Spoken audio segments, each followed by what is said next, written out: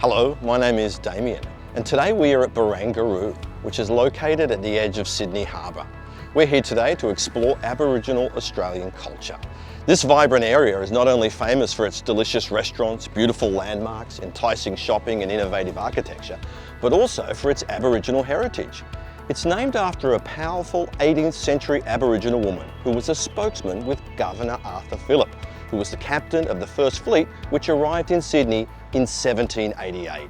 And so, like the rest of Australia, no trip to the harbour city is complete without an understanding of Sydney's living Aboriginal history and an active exploration of that history as it exists today. Please join with me to learn more about the rich Aboriginal history in Sydney Harbour and beyond. Australia is home to more than 400 different tribes of Aboriginal people. Current science suggests that Australia's Indigenous people have been living on this continent for at least 60,000 years. The Aboriginal culture, its rich and complex set of beliefs, rituals and mythology have been guiding Aborigines in living their lives in harmony with nature since time immemorial. Australia is a place with both tropical and desert climates, varied fauna and flora, areas covered in thick rainforests and places where you will not find a single twig or stick.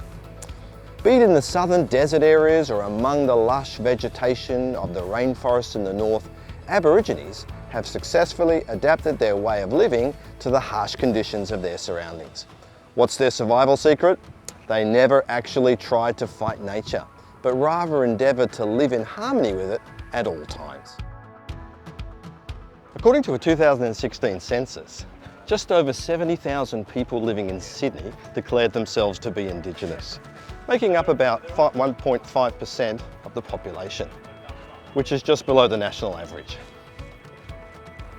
The highest concentration of Aborigines live in this western suburb of Penrith, about 4.8%, with a similar number living in the southwestern suburb of Campbelltown. Aboriginals have also been prominent in the coastal suburb of La Perouse since before the time of colonisation. But for the 20th century, the real centre of Aboriginal life in Sydney has been the inner city suburb of Redfern.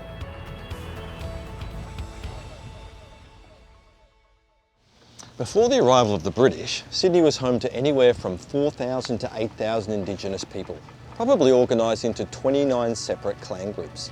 Standing above these clan groups were three great language groups, the Darawag, the Kurungai and the Darawal. The British came to refer to these people as the Eora, from the local word meaning here or from this place. As you move throughout Sydney, you might pass through different territories of different groups. But by looking at a local signage or doing a little of your own research, you can generally establish where you are in Aboriginal Sydney. In truth, there is no specific Aboriginal name that covers the whole of Sydney, but a myriad of names were given to places of significance throughout the area. Bennelong Point, where the Sydney Opera House now sits, was known as Dabagali, while Sydney Cove was called Warramie. Some traditional names have survived into the modern era, though often in a heavily modified form, including places like Kirribilli, Parramatta, Woolloomooloo, Coogee and Bondi. Some councils have begun to reuse Aboriginal names, replacing European ones or simply placing them alongside one another, such as Dawes Point, which is Tara in Aboriginal language. The place where we are sitting now, Barangaroo, is named after a powerful Camaragal woman who lived in the area at the time of early European colonisation. She was a key figure in local Aboriginal culture and community and remains so today. Aboriginal religion is probably the oldest form of continuous religion in the world, and some rock art dates back to over 7,000 years ago. There are about 400 different tribes in Australia, and each of them has its own religious practices and deities. Some deities may even be shared by several tribes if there is an overlap in beliefs. Aboriginal gods and supernatural beings can be roughly divided into three main categories. Creation beings. These are responsible for creating the environment, animals, plants and humans during the so-called creation period, known as the dream time. The stories about this period are of the utmost importance to Aboriginal communities as they help lay the foundation for their religion, codes of conduct and history. Ancestral beings and heroes. These are usually considered the ancestors of people. They were the teachers and instructors to the first people. They taught them how to fashion tools and weapons, how to find food, and how to hunt. Also, they laid down rules for societies, rituals, and ceremonies. They could appear in human form as well as in the guise of a plant or animal. Totemic beings. These are the original forms of animals, plants, or other things as they were during the creation period.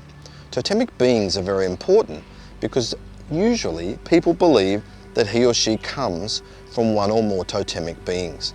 They help people connect to the world, learn about their past, present, and future. For instance, an individual linked to a kangaroo totem will perceive his kangaroos as his relatives. He will believe that he was a kangaroo in his former life, and for him, a particular plant or rock may be a representation of the kangaroo totem. One can have several totems, and its members are connected to different totems. How did the songs, stories and myths of the creation period manage to survive to our time today? Well, as there was no uniform written language at that time, the Aborigines resorted to the art of recording their beliefs and their rituals in rock shelters and caves, a form of art that still exists in many regions of Australia today. These are usually paintings and engravings on the rock surface which depict numerous animals and plants, some of which have been extinct for almost 40,000 years. As such, they are ancient representations of flora and fauna and human figures adorned for ritual dancing and other ceremonies, some of which are still practiced today. Aboriginal art is very rich in its variety of materials and may include body painting, patterns engraved or painted on rock walls, the bark of trees, rocks, tools, weapons and other objects. Some use beeswax, sand, bird feathers, plaited strings and threads, or boomerang and hand stencils. One of the most characteristic styles in the art is so-called X-ray art, where an image of a given animal is painted along with its basic anatomical features. It's commonly found in the northern regions of Australia such as Kakadu or the Kimberley.